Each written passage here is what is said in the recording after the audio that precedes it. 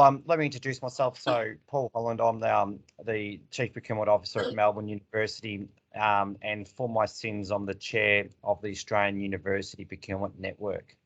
So I'm in that chair capacity talking to you today. Let me just bring up the presentation, if I can get it.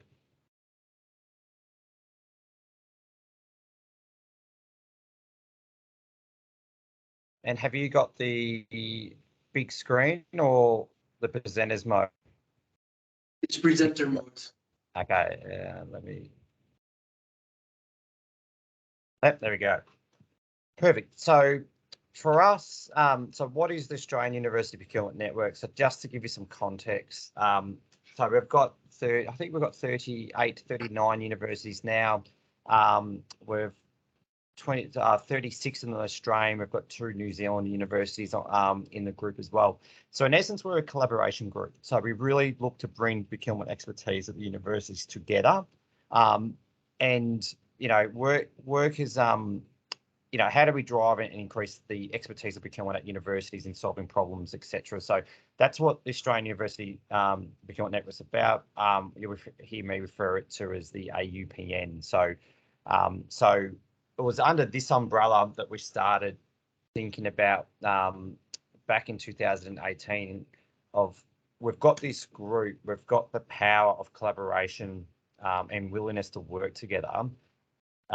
We're staring down the barrel of legislation driving modern slavery. We said, well, there's got to be a better way to do this than us all do it separately. And that's kind of the journey we started to go on. So obviously, I'm assuming, I mean, I don't need to tell you guys what modern slavery is, but for our mandatory criteria, we had 7 different areas we had to report on, and that legislation came out and was effective in was out in 19, and the 2020 was the first reporting period for us. So 2021 was the first reporting period because the university financial year we were the last ones having to report. So again, based on those criteria, we knew there was a lot of similarities and benefits from being able to collaborate and come back from a sector approach as opposed to a university approach. So really what we thought we could do is that with the new requirements, we could drive efficiency, effectiveness and cooperation across the sector. We also strategically thought it was one of the first times procurement legitimately had a seat at the executive table. Obviously, this was pre-COVID. COVID's given procurement another seat at that table with supply chain and critical products. But this was really the first time at an executive board level, we actually had legislation that required organisations to do something and actually understand something about procurement. So it was a real shift in mindset on how we could get our organisations to understand what it is that we actually do, and how we add value and decrease risks as well. So that was kind of the why, which is pretty obvious. So in essence, our vision was about trying to create access to reporting dashboards so universities could access some sort of dashboard to provide universities with standardized frameworks, templates, processes to use. And the benefit there was that we didn't want, if we tended to Apple, we didn't want Apple to get 7 different sourcing strategy templates that they had to complete with different questions, because there was no value in that. That was just wasting time. So it was about setting the frameworks for everyone and to help, probably similar for you guys. Bigger universities have more resources, the smaller universities don't. So the frameworks are really critical for the smaller universities in particular to be able to pick something up vanilla and then make it, tweak it to suit them. We established a supplier code of conduct and clause bank. So we standardised clauses for the legal agreements for our supply base. So the sector was using the same clauses. And then the second last one was the supplier modern slavery assessment. So how could we establish a tool that was able to assess suppliers that we all used, that we could all then benefit from and how we assessed and used them. And that's that was the meat on the bone. That's what we really wanted to crack. And then obviously the training and communication. How do we train the sector at each of the 36 universities and communicate to people, one, what it is, and in the early days, no one had any idea what it is we actually had to do and why we're doing it. And we really had to help people on that journey. And then outside of the procurement space, the business being the universities, our stakeholders had no idea what the requirement was as well, and the visibility for them were very low. So we knew we had to do some work in that area. So our vision, and this was what we scratched out in probably early 19, was that, if I go from left to right, that you had, a large number of universities submitting data. We wanted to aggregate that data and then truly understand who we were doing business with as a sector. So I use Apple as an example. Most universities buy iPhones. So you'd probably have 34 universities using Apple. We never had the data to actually prove that. And we also didn't have the data to prove how much money we spent with them at a sector level. So that was the aggregate database we wanted to establish at stage one. Stage two was, well, could we then create some dashboards and make them available and get using them straight away?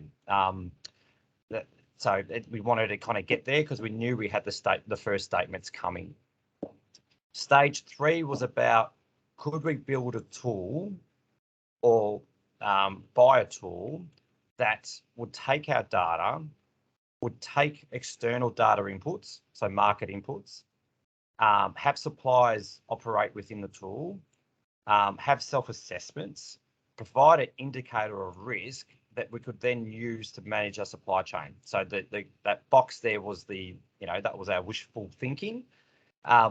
So that was stage three for us. Stage four was then, okay, if we had all that set up, then maybe then we could start doing deep dives and we could get on the front foot and start designing remediation plans, start being strategic with doing deep dives of, certain mass spectrometers, our lab consumables categories, etc., that we could then strategically go after something in depth and then, have that information available to all members. So, that was kind of our vision that we set out about. So as I kind of flipped that, so we flipped that into our program, and it was kind of based on the previous slide. So again, in 2019, we did our discovery.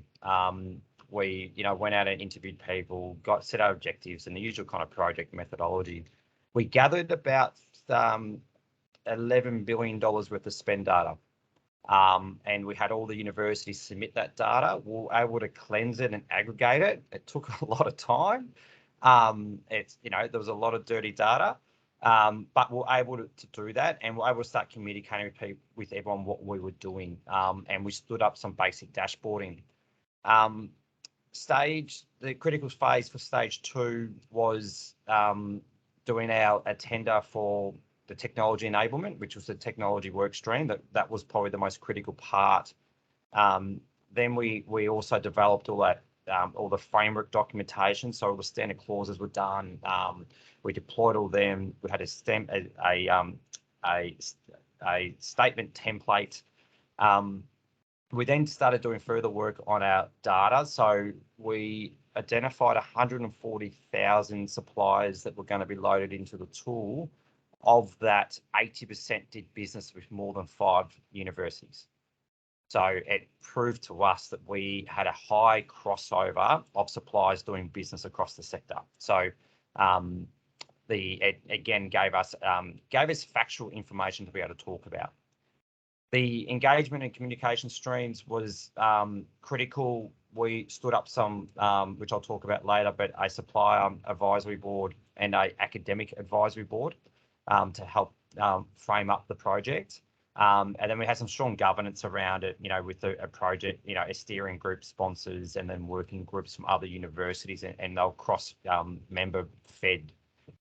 Coming out of that phase, which was only just recently happened, once we hit system deployment, And phase 3, which we're kind of in now, is about our capability uplift. How are we training people up to get to see more and do more? How do we assess and address problems or issues we're seeing in the supply chain? We have to measure the effectiveness and how we're moving the dial, and then stand up deep dives and remediation planning, etc. So, phase 3, that's live. That's where we are today. So, let me then take you into the key kind of achievements, which I've kind of touched on a few of these things, and I can actually say, hot off the press, as of Wednesday night, we actually won the Sustainability Project of the Year from the Faculty Group, which is it's kind of the leading kind of practitioners in procurement for this project. So we literally just got the acknowledgement of the sector, the value of the sector approach. So there's a lot of credibility sitting behind it. So we're literally very pleased with that. So in essence, I'm just trying to think of anything I haven't mentioned, but that's kind of all the main things we've delivered since the project started, and have been able to push that back to each of the universities to get benefits from.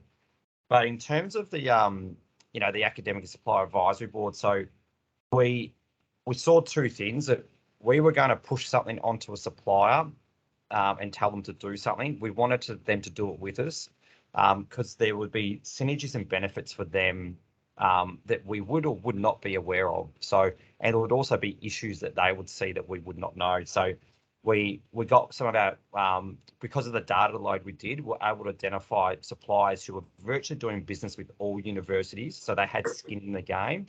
We spent significant money with them too. So we had them form an advisory board, and we briefed them on our process and what we're looking to do. We then, to the side of that, had an academic advisory board, which was bloody scary. So, it's not often that the front of house and back of house meet each other. And they brought a totally different mindset and problem statement than what we did. So, we're used to, operating the business, and these guys were the leading academics in this space. So they provided us great tension throughout the project on things, where we're not stretching ourselves, where we're getting caught in the grass, and where we're really designing the system to have an impact. So they were fantastic to be able to bounce the program and ideas around, and we did change a lot of things based on their academic viewpoints. One of the other things we're trying to do was to also make whatever we did available to research. So it was kind of critical that, from our point of view, is that what's the point in building a tool for 160,000 suppliers for every university to use it and be data rich, if our academic community didn't know about it and that it wasn't available for them to harvest and do research projects on and use it to drive some research outcomes. So that was one of our drivers. It's really trying to stay close to the academic side of the business as well. So in terms of the tech journey, so I mentioned before that we developed some dashboards. So these dashboards we flipped up pretty quick.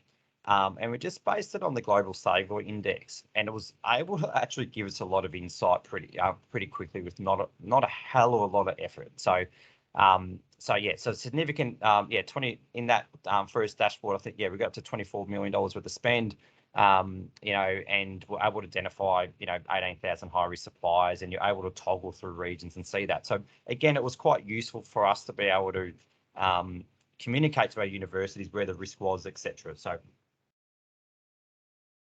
But we knew that wouldn't get us where we needed to. We knew we needed some more from a system, so that headed us down our formal process to go through the technology.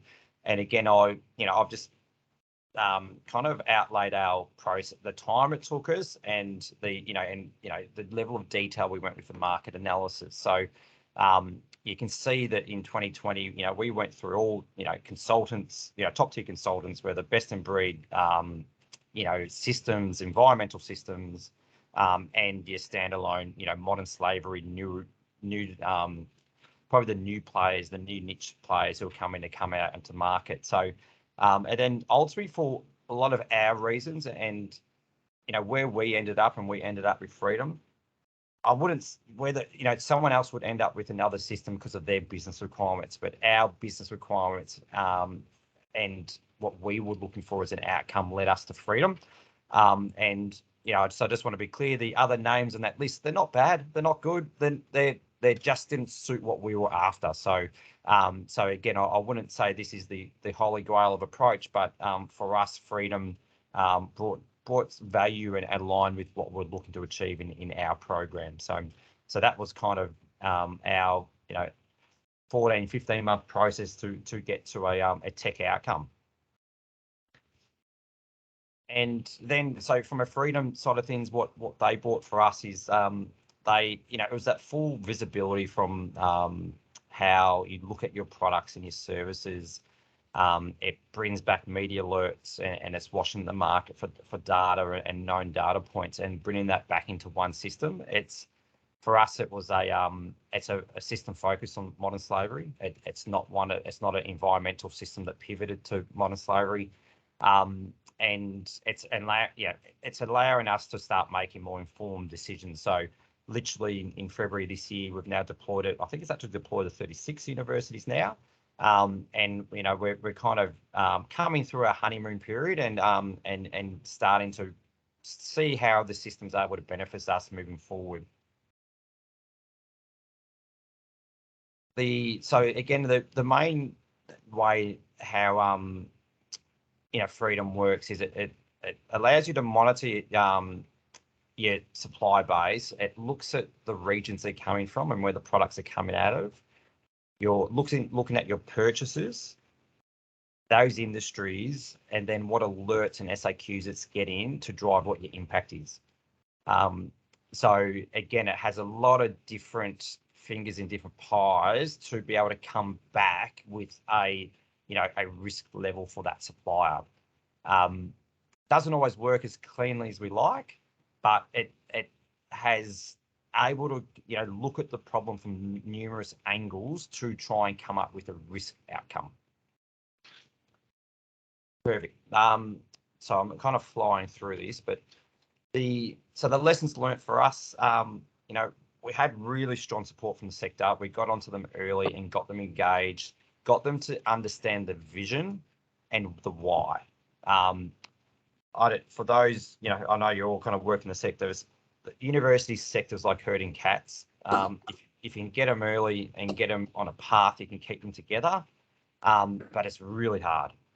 The other side for us is that, we hit a pandemic halfway through this program. Resourcing at universities got slashed, budgets got, torn up.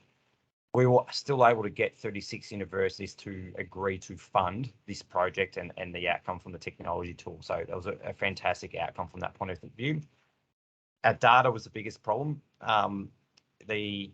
It's never as good as what you think it is, and consolidating 36 different entities into one data cube is a challenge and continues to be a challenge for us, and I think it always will be. However, your outcomes are only as good as your data, so that's something we need to start looking at how we will look on how we improve our data over time. And for us, AUPN is a member-led organisation. It doesn't really have resourcing. So resourcing, universities did come and fund, so we could put allocated resourcing on. But that's for us is one of our ongoing problems is how do we sustain this project for the next couple of years, knowing that we just can't rely on volunteer time. We need to come up with a better way, and so we're kind of working our way through that now. So in essence, and this is kind of my last slide. So our future plans for it is, for us, again, Freedom's kind of a young tool, so we're able to have a significant influence in terms of how that looks and how it develops over time. So we're really stoked with how we're partnering with them to identify enhancements, improvements from a user point of view. We're really looking to, engage with the sector about how they use the tool and how we drive it through universities and get it out of stop being used by procurement teams and get it used by the university. And then our next focus is obviously data I've just spoken about. Once we get kind of that under control, it's identifying our deep dives areas, and I use rubber gloves as an example, we know there's issues in Malaysia and Bangladesh on rubber gloves. We know universities, virtually every single university uses them. There is no value whatsoever a university investigating rubber gloves. We need to do that at a sector level and then come back with a plan on what we want to do to mitigate that risk and then make that available to the universities to make decisions. And there's numerous categories that is what we need to do. So we're kind of heading down that path on how do we start identifying and remediate. And as I've kind of said to our group and our sector is that I'm happy to find problems because it tells me my system's working. And then once we find problems, we'll adjust and we'll be agile and we'll work on those problems. But if we're not finding them, then something's wrong with that process. So we've got to get the process right before we start looking to solve the world's problems. So with that, I'll pause. Sorry, it feels like a bit of a speed date, but that in a nutshell is our journey over the last kind of 2.5 years. Okay, thanks a lot, Paul, for raising the bar. So what I suggest we do, because we don't have that much time and we still have another presenter, so I don't know whether we'll have a lot of room for a discussion amongst us afterwards. So I suggest also, because it's Friday night, almost 8, so I don't know whether you're willing to stay until the end. We would fully understand if you leave, by the way. But are there any questions from the audience? Sorry? I can head around, no issues. Okay, great. Any questions from our audience? I mean, one of the big questions would, of course, be how you manage to get all noses in the right direction, because, of course, convincing one university is challenging enough. Convincing how many now? 34? Yep. Is a different question. So what would you say is really the key to achieving this type of joint program? I mean, it's really a program. Yeah, it was being really clear with the why and the journey. Once we presented that, people got it, and we communicated often and had lots of like workshops and meetings and briefing sessions with senior level people and junior level. In essence, it then after Literal became their project, and each university knew the value of working together made their life easier, which means they wanted in. So that was kind of we were able to get that engagement and buy-in from the start, which means we didn't have to convince people to and we're not paying cheap stations for it. Probably each university is probably paying $10,000 a year additional fees for it. We didn't have to chase that money. That money came in, and so again, it wasn't it wasn't huge sums of money, but our biggest problem was we were in the middle of a pandemic, and we were significantly laying off staff at that time. So people did not have budget, but everyone still signed up.